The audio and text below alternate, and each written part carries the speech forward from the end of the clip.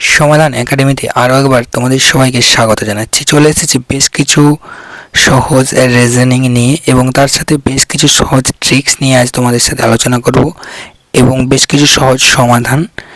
তো তোমরা যে যেখান থেকে ভিডিওটা দেখছো তোমাদের কাছে একটাই অনুরোধ রইল যে যারা ফেসবুক থেকে ভিডিওটা দেখছো চ্যানেলটি অবশ্যই ফলো করে দিও এবং যারা ইউটিউব থেকে ভিডিওটা দেখছো তাদের কাছে একটাই অনুরোধ থাকবে চ্যানেলটি সাবস্ক্রাইব করে দাও। তো দেরি না করে শুরু করে যাক আজকের প্রথম প্রশ্ন আছে, সুরেশ এক ব্যক্তিকে দেখিয়ে বলল, আমার কোনো ভাই বা বোন নেই, কিন্তু ওই ব্যক্তির বাবা হলো আমার বাবার পুত্র। সুরেশের সাথে ওই ব্যক্তির সম্পর্ক কি? এটা আমাদের প্রশ্ন। আমাদের এখানে দেখতে হবে ওই ব্যক্তির বাবা, অর্থাৎ আমার কোনো ভাই বা বোন নেই কিন্তু ওই ব্যক্তির বাবা আমার বাবার পুত্র। তাহলে সুরেশ বলেছে, তাহলে সুরেশের বাবার পুত্র, সুরেশের বাবার পুত্র সমান কি হবে? সুরেশের বাবার পুত্র মানে সুরেশ নিজেই।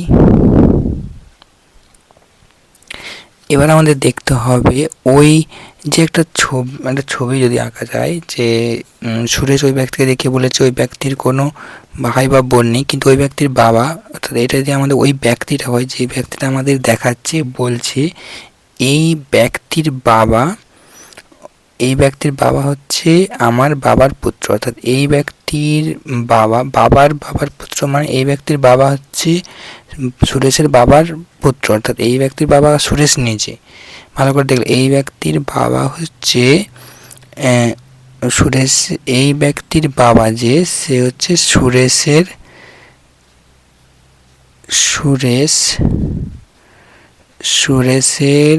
বাবার পুত্র, সুরেশের বাবার পুত্র অর্থাৎ সুরেশ নিজেই।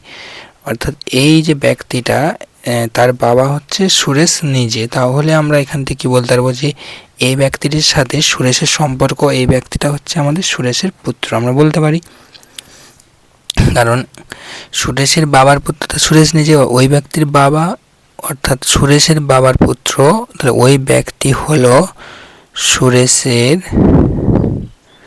সুরেশের পুত্র আমরা বলতে পারি। তো এই প্রশ্নটা যদি কারো বুঝতে সমস্যা হয় তো কমেন্ট করে দিও।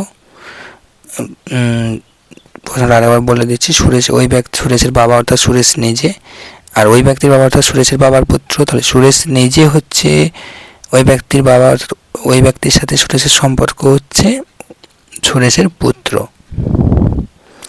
তো প্রশ্নটা বিশেষ কিছু জটিল নয়, একটু ভাবলেই পারা যায়। তো এরপরে যদি কারো সমস্যা থেকে থাকে কমেন্ট করে জানিও, তো আমি কমেন্টে পরে ক্লাসে ভালো করে বুঝিয়ে দেওয়ার চেষ্টা করব। তো চলে আসছি পরবর্তী প্রশ্নে। পরবর্তী প্রশ্ন আমাদের আছে MNOPQ। MNOPQ হচ্ছে 5 জন মেয়ে একটি সারিতে দাঁড়িয়ে আছে, PQ এর ডান দিকে আছে, N আছে Q এর বাম দিকে, কিন্তু M এর ডান দিকে আছে, অর্থাৎ N Q এর বাম দিকে আছে কিন্তু M এর ডান দিকে আছে। P O এর বাম দিকে আছে, সারির একদম ডান দিকে কে আছে? PQ আমরা যদি এখানে বলেছে P আছে কার ডান দিকে? P আছে আমাদের Q এর ডান দিকে, তাই তো? P আছে আমাদের Q এর ডান দিকে লিখে দিলাম। এরপর আমাদের যেটা দেখার সেটা কি বলেছে, N Q এর বাম দিকে আছে। এরপর আমাদের কি বলেছে না, N Q এর বাম দিকে, অর্থাৎ Q এর বাম দিকে আমরা N লিখে দেব, N।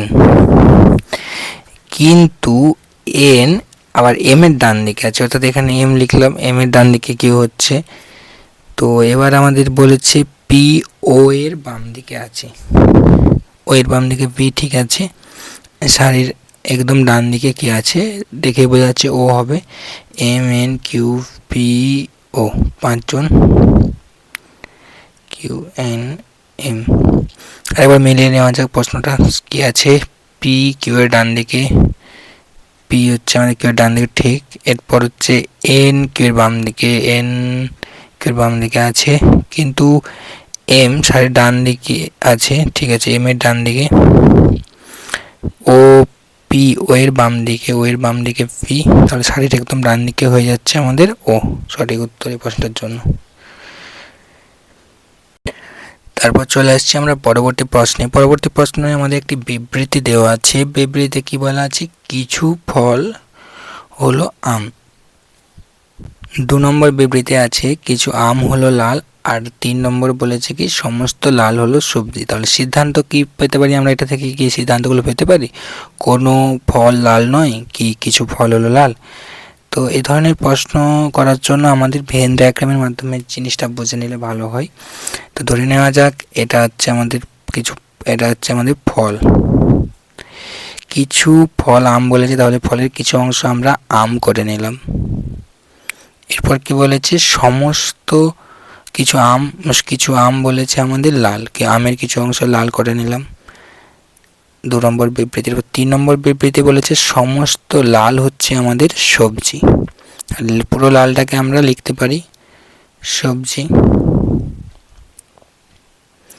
তাহলে এই বিবৃতি থেকে আমরা কি সিদ্ধান্তে আসতে পারি? এই বিবৃতি থেকে আমরা সিদ্ধান্তে আসতে পারি কোনো ফল কি লাল নয়। একদমই ঠিক, কোনো ফল হচ্ছে আমাদের লাল নয়, কারণ আমের কিছু অংশ ফল নয়, কিন্তু ফলের কিছু অংশ লাল নয়, ঠিক বলেছে। কিন্তু এক্ষেত্রে আমাদের 1 নম্বর ঠিক হয়েছে, কিন্তু এই ভেন চিত্রটা আমরা অন্যভাবেও এঁকে দেখতে পারি, শুধু আরেক রকমের ডায়াগ্রাম হতে পারে, সেটা আমি তোমাদের দেখাচ্ছি এঁকে।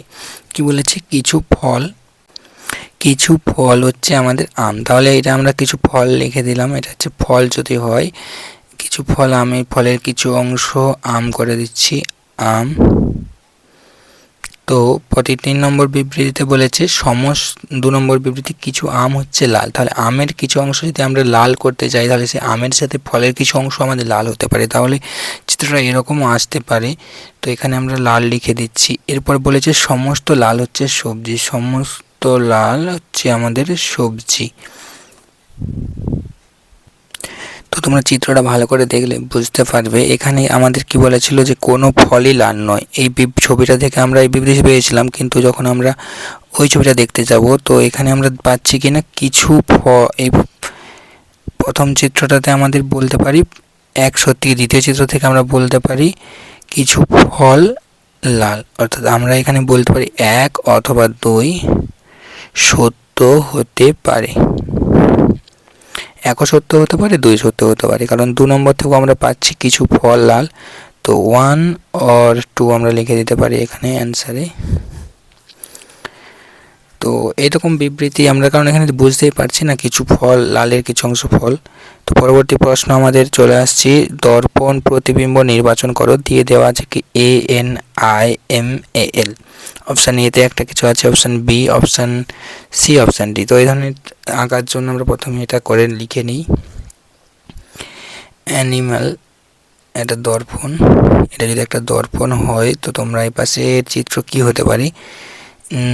এল, প্রথমে এলটা আমরা যদি দর্পণে আঁকি, এরকম হচ্ছে এল। এম এর কোনো পরিবর্তন হবে না। এ ঠিক আছে, এম এর কোনো পরিবর্তন আসবে না। আই একই রকম থাকবে। এন পরিবর্তিত হয়ে যাবে এন। এরপর আছে এ, এর কোনো পরিবর্তন হবে না। তো এই চিত্রের সাথে আমাদের কোন অপশানটা মিলছে? অপশান এতে এল সোজা রয়েছে, তো অপশান এ প্রথমে এলিমিনেট। অপশান বি তে ডব্লিউ আছে, এটাও এলিমিনেট। অপশান সি তেও ডব্লিউ, এটাও এলিমিনেট। অপশান এম উল্টো ওরকম হয় না। Option D N A, option D মিলে যায়। তাহলে এই প্রশ্নের জন্য সঠিক উত্তর হয়ে যাচ্ছে আমাদের অপশান ডি। এই ধরনের চিত্র আমাদের কিছু দর্পণ প্রতিবিম্ব আমাদের ওয়াটার ইমেজও দেয়, তো সেগুলো প্র্যাকটিস করতে হয়। সঠিক বিকল্প নির্বাচন করো। পরবর্তী প্রশ্ন আছে আমাদের সঠিক বিকল্প নির্বাচন করো। এটা হচ্ছে প্রকৃতপক্ষে আমাদের পেপার ফোল্ডিং। এর 3টে পেপার ফোল্ডিং দেওয়া আছে, ভাঁজ করে কাটা রয়েছে। তো সেটাকে খোলার পরে আমাদের কি চিত্র আসবে সেটা এখানে বর্ণনা করতে হবে। প্রথম চিত্রতে আমাদের একটা ব্লক কাটা রয়েছে, সেই ব্লকটাকে আমরা খোলার পরে কোন প্রতিবিম্ব আসে আমরা দেখি। Option A B C D 4টে রয়েছে।